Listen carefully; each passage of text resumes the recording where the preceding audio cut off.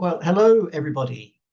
Thank you so much for joining this, the latest in a quarterly series of webinars brought to you by the Global Remission Coalition. My name's Neil Bettridge. I'm the chair of the coalition, the GRC, and we're presenting this webinar to you today, partly alongside my colleague, Cassie Dormand, who's the director of the GRC, and in collaboration with the Partnership for Women's Wellness and the Canadian Arthritis Patient Alliance, which is CAPA, which is a member of the GRC. The coalition is only just over a year old, but it's been another really busy year. Membership now is approaching almost 80 patient advocacy organisations from across 5 continents. We caught up with many of our members in Geneva for the World Health Assembly meeting, where we hosted a side meeting, and at the EULAR Congress, where again we hosted a patient advocacy meeting where some 40 or so people joined. So things are still rolling along and accelerating as we go. Today's webinar, as you can see from the title, Healthy Aging and Women with Chronic Inflammatory Conditions, is addressing a very important and often neglected aspect of healthcare and population. And we're looking at ways to positively promote messages and behaviours that protect healthy aging, especially in women. So we're going to explore with our guest speakers the ways that women are often disproportionately impacted by the chronic inflammatory conditions, which of course the coalition is here to represent. And I would say impacted both into, well, not more than both, in terms of severity, prevalence, and also through systemic barriers that are not necessarily as faced by men with similar conditions. And we very positively want to identify what opportunities there may be to support women, as well as people generally, to live long, healthy and active lives whilst living with their chronic inflammatory condition. So with that in mind, I'll pass to our first speaker today, Loyanda Majija, who is going to be speaking to us in her capacity as the director for the Partnership for Women's Wellness. Leander is really coordinating the advocacy efforts and really building the reach of that. It's a really exciting development over recent times. And Leander's involved in many other aspects of our extended work, including serving as strategic advisor to the Global Patient Alliance for Kidney Health. So Leander, my pleasure to pass over to you, please. Thank you so much, Neil. It's really my pleasure to collaborate with you all for this wonderful webinar. I'm going to start with an overview of the Partnership for Women's Wellness. It is a global hub for patient advocacy organizations working to make sure that health systems invest in the prevention, screening, and early stage treatment of the non-communicable diseases that disproportionately affect women.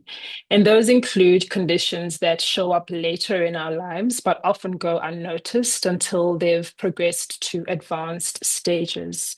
And one of those conditions is osteoporosis, a condition that affects about 200 million women globally. And as our population continues to grow, this number is expected to rise. In fact, 1 in 3 women over the age of 50 is expected to have a bone fracture related to osteoporosis. And unfortunately, many women don't know that they have it until they've experienced a really bad bone break. So a couple of years ago, I was involved in a campaign in South Africa to raise awareness of osteoporosis. And I met one of these 200 million women right here. And her name was Anne Marie. She was really quite wonderful. She was 89 years old at the time. And a few years prior to us meeting, she fell and fractured her hip so severely that she needed intensive surgery. It was only then that she was diagnosed with osteoporosis. And in my conversations with Anne, she was very adamant about making the point that osteoporosis was not a hindrance to her living a full life. She lived independently in a beautiful retirement village. She had a full social calendar. In fact, it was difficult for us to find time to meet with her to do the interview. She was so busy. And she was also remarkably physically active. But as I dug into her story and got a deeper understanding of her experience, I also found that the physical and psychological trauma of that bone fracture still lingered in her body and in her psyche years after the incident. She had accepted her diagnosis. She accepted that it was incurable and that she had to be quite vigilant in how she managed it going forward. But what was difficult for her to accept was how late she found out about it. Anne's bone fracture was really about 30 years in the making. She knew that early intervention could have made a big difference. So at any point in the 3 decades leading up to her bone fracture, something could have been done to prevent it from happening. Can you please go back to the previous slide? Thank you. She knew that if she had known about her risk for osteoporosis, she could have had regular tests done to track her bone density over time, to request the treatment that she required to manage it appropriately, and of course, to do whatever she needed to do to change her lifestyle. So things like increasing her calcium and vitamin D uptake. But really, Anne's story isn't just about bone health, it's also about healthy aging. And I'm really happy that we're here to talk about that today. It's not simply the absence of disease, but really about maintaining our ability to function as we get older, right? The ability to continue doing the things that we love, to continue doing the things that keep us well in a holistic manner, the ability to move our bodies, to spend time with our friends and family, and to also become or remain active members of society.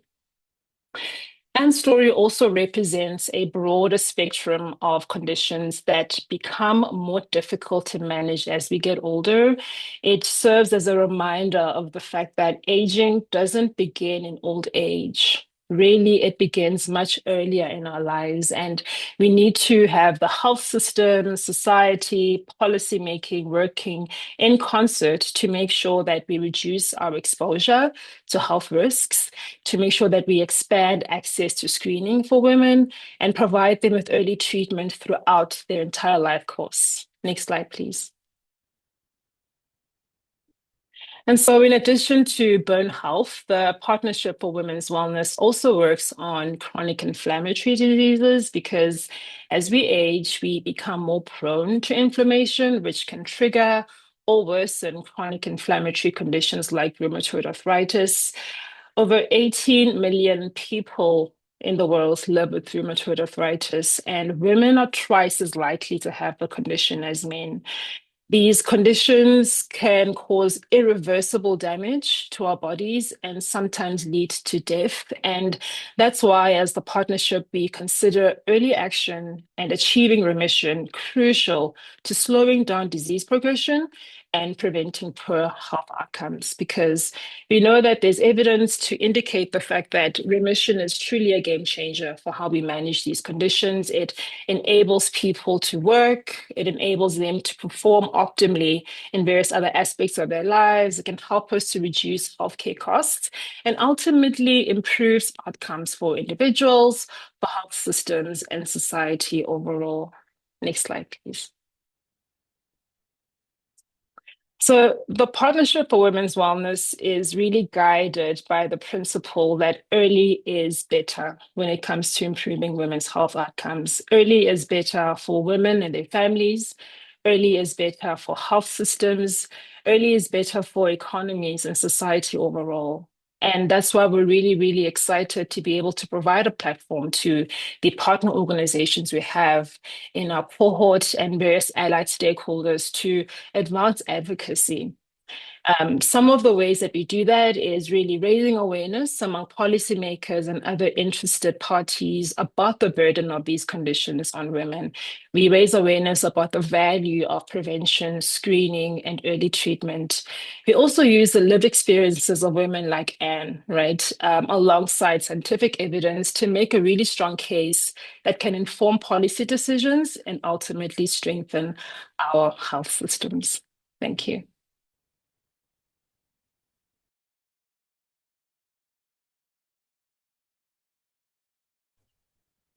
Thank you so much, Leandra. That's great. I'm sure many people watching and listening we'll have questions or comments or ideas based on what you've said. So please, everybody, do use the Q&A function, which should be visible at the bottom of your screen, to put your questions in. There will be a Q&A session after our second speaker, Linda, which Cassie will coordinate. We'll try and get through around about the 35-minute mark, but we will make time for some questions. So please use the Q&A function. If you can't see it immediately, it might be in a round circle box above the word more. And if you open that up, you should find it. Great, so that's a fantastic start. Thank you, Linda. We'll come back to some of those issues. In the meantime, I'd like to introduce Linda Wilhelm, who's the president of the Canadian Arthritis Patient Alliance, joining us this morning from Canada, New Brunswick in Canada. Linda frequently participates in Health Canada panels, expert advisory panels representing patient perspective on issues such as access and drug safety issues. Formerly a member of the Expert Advisory Committee for Vigilance of Health Products, which the CIHR's Drug Safety and Effectiveness Network Steering Committee, as well as the Canadian Pain Task Force. So a wealth of experience, and Linda, we'd love to hear your thoughts on this topic, please. Over to you. Well, thank you for having me. And I'll talk a bit about CAPA, but I'm going to talk a little bit about my own experience first, and then I'll go into some of the priorities of CAPA, Canadian Arthritis Patient Alliance, that I was actually one of the founding members of in 2002. So living with inflammatory arthritis at any stage of life is a challenge. I was diagnosed at the age of 23, and I had a newborn baby and a toddler. And so went through that as they grew into teenage years and all the things, all the challenges. And then in 2020, when I realized that I was now 60 years old, I thought, oh, wow. And I found myself getting more frail. And I thought, this is, it was scary for me. I had a lot of joint damage. My disease has been very, very difficult to manage, to say the least. I've had 16 total joint replacements and spent lots of time in hospital until biologics came out, which really changed and transformed my life. I responded very well for the first time, but that was the year 2000, so it was a long time before I got them.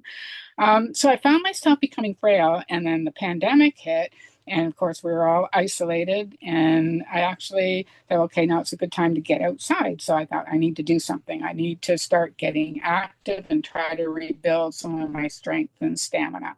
So I started walking, and then ended up finding a really great walking partner, and we kept each other motivated. Started walking, maybe 3-4 times a week at first. And, I build up my strength slowly. And then I found myself just getting, slowly getting stronger and stronger, less tripping, less risk of falls. I had quite a few falls, which luckily I haven't broken any bones, but I thought, well, I'm getting stronger. So kept at it. And still doing now, 6 years later, I'm up to walking every day for 45 minutes a day. Feel just so much stronger. I can get up from sitting position without having to, groan and struggle. So I thought, well, this is great. And then first time I caught COVID, I think that was probably 2022, I had a horrible winter that year. I had COVID, was very, very sick for about 6 weeks. I had about a good week or two, and then I caught RSV. And so then I thought, wow, and I know that if I had not been walking and been physically stronger, I would have ended up in hospital. And I know that it's done so much. It's improved my sleep, my mental health, just completely it was a struggle, because you don't know with RA, you're going to hurt your, you're going to hurt your joints, and we're not realizing that the pain that you were getting has reduced my pain. I thought, well, it's going to make me in more pain. It actually reduced my pain, because as my muscles got stronger, they were supporting my joints. So it was just such an eye-opening experience for me. And now I'm actually terrified to stop walking. So it's my motivation. I also have 2 little dogs, so they're going to keep me walking anyways. But the exercise has just been absolutely transformative for me. And I said, I didn't walk for probably 15 years before that. I was a walker way back before I got RA, and then I tried to keep physically active, but it was increasingly challenging. And you need that motivation, and you also need to have somebody to help encourage you. So, and then at our board meetings in the Canadian Arthritis Patient Alliance, we're a national virtual organization in Canada. We are all volunteers and all people living with arthritis. So we're pretty small, but we try to cover a lot of work. And during our board meetings, we would chat before we started this webinar. We had a little bit of a chat, and we would say, talk about what's going on in our lives, and started realizing, living with RA, inflammatory arthritis, and aging was just bringing on all kinds of new issues that we thought, well, we got to figure this out. So as a board, we thought we really do need to start figuring out how to get some education and awareness about aging with inflammatory arthritis, so that we want to be independent, we want to live in our homes, we want to be able to do the things, and I have 6 grandchildren I want to be able to take and do things with. So we want to be able to have the best life, and we need to help try to get people some tools. So in our 2024 annual general meeting, we ended up getting one of our rheumatologists here in Canada from Toronto, Dr. Bindi Korea, and she's made kind of cardiovascular disease and rheumatoid arthritis her research focus. So she's done a lot of work around it. So she did a wonderful webinar, and all our webinars are on our website, our YouTube channel. You can access them all. She did an amazing webinar about cardiovascular disease and the risks we face with inflammatory arthritis, and rheumatoid arthritis was what she was specializing in, and just how much more risk we are for cardiovascular disease. So, physical activity and cardiovascular disease, that link is pretty clear. So she did an amazing, gave us some tips on prevention, some tips on management, and so, some of the backstory on it. And so then that was amazing. She did a fantastic job. And so then we thought, okay, now what next? So we then said, well, we need to maybe do a series on women and healthy aging. So we started, we have actually a webinar coming up on July the 10th on menopause and bone health and healthy aging. And to my knowledge, I don't know that we've ever seen any kind of event or a webinar on this topic. And that's really what CAPA tries to do. We try to zero in where we know, because of our own lived experience, where there are gaps. So we have this webinar on bone health coming up. We also have been working with a researcher out of University of British Columbia, who's a kinesiologist research in rheumatology. And so his passion is physical activity with rheumatoid arthritis, and he's done a lot of research. So we're working with him now to develop a peer support series, a program for patients and there'll probably be a 6 weeks series on physical activity with inflammatory arthritis and how to do it safely, and try to reduce some of the fear that we fear, and that I feared when I first started. Am I going to hurt my joints more? I've had 16 joints. I've got 2 joints left. I've got an ankle and an elbow, and I want to keep them. So I thought, okay, so we don't want to make them worse. So we're going to do that and provide some peer support for other people living with arthritis. So those are kind of our plans, and we're hoping that we can get this message out. I know people often don't want to hear that they have to take control, but really, as you age, you need to be proactive. You need to look at physical activity, your diet, your sleep, mental health, all these things. If you want to age well, you have to take control and do your part. The doctors and the healthcare systems can help. They can help, support us. But really, you need to figure out that, your health is important. As you age, you need to take control and, start getting and doing the things that you need to do so we can continue to live independently. And I think I'll leave it there. Thank you very much indeed, Linda. And I think your story, your personal experience, and how that illustrates the topic is so valuable. It resonates with me. I was 4 when my inflammatory arthritis struck, and I've spent several decades trying to manage and retain and get that independence. And healthy aging isn't just about older people. The challenges may multiply, but it's a life course thing, isn't it, for many people? So thank you for all of that. I'm now going to pass to Cassie for our Q&A session before we wrap up in around 10 minutes. Cassie, please. Great. Thanks, everyone. So there's a Q&A box at the bottom. I see a comment from Charmaine she mentions that they have a series on aging in place through My Flare Up for folks living with autoimmunity. There are so many things to think about when hoping to remain in our own homes. Yes, agreed. Thank you, Charmaine.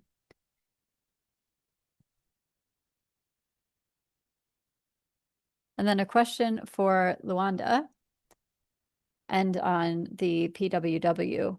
So in listening to Linda, what are similarities or differences that you see between healthy aging for women with rheumatoid arthritis and healthy aging for women with the other conditions that you mentioned that are represented by PWW? Thank you so much. And thank you, Linda, for sharing your story. I'm also very thrilled that Kappa is a member of PWW. So it's really great to connect with you here. These conditions are more similar than they are different. For instance, a woman reaches menopause, which means that she will have an increased risk for osteoporosis, like we mentioned. She may have, increased risk for mental and cognitive health decline, which can be quite devastating. She may also be at risk for kidney, cardiovascular, and metabolic diseases. And like Linda mentioned, when you have rheumatic diseases, you're also at risk for cardiovascular and metabolic conditions. And sometimes you can also get a cardiac event because you have rheumatic diseases. And unfortunately, like I mentioned, these conditions coexist in this really dangerous cocktail that compromises different organ systems. So it's really helpful for us to not only think about the impact of these conditions on our bodies while they work together in this complex and really dangerous way, but think about how we can make sure that our health systems respond to them in a coordinated and integrated way so that we consider a single person as a holistic individual who may have one, two, or more of these conditions, worsening each other or creating a level of risk for another condition to develop. And that coordinated, integrated care is something that the partnership also advocates for. So thank you for that question. Thanks, Wanda. And then one for Linda. What sort of response have you gotten from members when you talk about women and healthy aging? I think shock. I think people are surprised that that physical activity can be safely done for people living with inflammatory arthritis. I think, our doctors tend to be fairly conservative, especially in the rheumatology community. And honestly, not one of my doctors ever spoke to me, not my rheumatologist, not my primary care provider. They've never mentioned it. So I think, this is really still, we need a lot more awareness and education about the cardiovascular disease risks that we face. We need more education about, how it can be how we can safely exercise and not aggravate our joints. And, that's one of the reasons why we're starting this series, because we feel it's so important. I think people are surprised. They're living with this disease and all the things it's brought with them to that point, and they're not thinking about, okay, when I'm 60, how am I going to be able to manage? And that is the reason we started doing some of this education. So I think surprise from people is the biggest one that I think we find. Yeah, that makes sense. It's something that we hear as well when we do some of the work across the diseases that we look at for the Global Remission Coalition. So you just mentioned education, Luanda. You mentioned health systems change. So a question for both of you, don't mind who goes first, but are there any specific sort of policy changes or guideline updates, improvements that you think would be useful in promoting healthy aging for women with chronic inflammatory conditions? I'll go first. I think, given the fact that women find themselves at the intersection of aging, gender, and chronic inflammatory disease, think that our goal would be to pursue prevention at all costs. And if that's difficult, pursue early diagnosis and a treat to remission approach wherever we detect disease activity. So it's really great, for example, that we've seen some great momentum around women's health in recent months with bold commitments to invest lots of money to support women through menopause, for instance. And that's incredibly important. But we can't emphasize enough the fact that we can't lose sight of where we have the greatest opportunity for change, right? And that's getting the basics right. Prevention, early diagnosis, and early intervention have a profound impact on women's health long term. So, without naming specific policies, I think it'd be great for us to have an approach that re-examines existing policies that govern how health systems respond to women's needs across the life course. Have a look at how they give recommendations for how to screen, how to provide early diagnosis, how to provide early treatment, strengthen those approaches, and also increase access. So some of the things that we may want to discuss as we're having this conversation about healthy aging is the fact that access to these interventions is not guaranteed for all women across the world. So there are some barriers to access that women experience, especially as they get older and they lose, their mobility and their independence is compromised. And so our policies also need to prove themselves for issues like equity and making sure that everybody who has the need for a particular service has access to it. Yeah, and maybe I'll just elaborate on that. And in Canada, we have programs, government-run programs that are called New Horizons for Seniors, and they put on community-based exercise programs, but they're not targeted for people living with inflammatory conditions or all these conditions. They're targeted to the seniors, just seniors. And I think, we do need some targeted programming to people living with inflammatory arthritis conditions, because their needs are differently. Also in my province in New Brunswick on the East Coast, physical therapy you can only get it through private insurance. You can there is some in the hospital system, but the wait times are like 2 or 3 years to get into a hospital-based or government-funded physiotherapist. So we're pushing now. We want to have at least government, if they want to have public-private, then they would fund private physiotherapy for people who don't have health insurance coverage, private insurance. And then I think also they do the GLAD program is here in Canada. And I imagine it's in Europe as well, in the UK. Good Life with I forget what the acronym stand for, but it is focused on osteoarthritis. So it would be wonderful if we could have somebody develop an exercise program for people living with inflammatory arthritis, and that could, hopefully would be government led. They're in our province and across this country. The GLAD program is supported by all the governments, and it's, again, community run. So it's about, getting these programs accessible to people where they are, where you don't always have to go to a big major center city. You can get it in a rural or more rural community. So that would be my recommendations for government, that, if they think it's important, and they obviously do because they have other programs for seniors activity, then they need to start stepping up and funding some of these programs. Yeah, absolutely. Yeah, thank you both so much. I will stop there because I know that we only have a couple minutes left. So Neil, any closing words of wisdom for us? Oh, I can't promise wisdom, but I can promise to close more or less on time, I think. No, I mean, thank you. That's terrific. And that's such a nice, I think, combination there of sort of policy issues, but based on real world experience, lived experience. And that, of course, is very much the spirit and the approach that all of our organizations like to take. So it's been a really rich discussion. Thank you both. If anybody had questions that didn't have time to submit or occur to you later, please feel free to contact me or Cassie or any of us here via our usual social media handles. And it just remains, I think, for me to thank you, to say that, the work of the coalition continues over the summer and beyond. The 2 meetings I mentioned at the World Health Assembly and at EULAR, the reports from those meetings, which relate to the importance of early intervention in supporting people with chronic inflammatory conditions, and also what remission means to patients and not just to clinicians. Those reports are being published on our website this week, so please take a look. These webinars are quarterly, so we'll be doing this again on a different topic in September. Please keep an eye out on our social channels for information about that and how to register.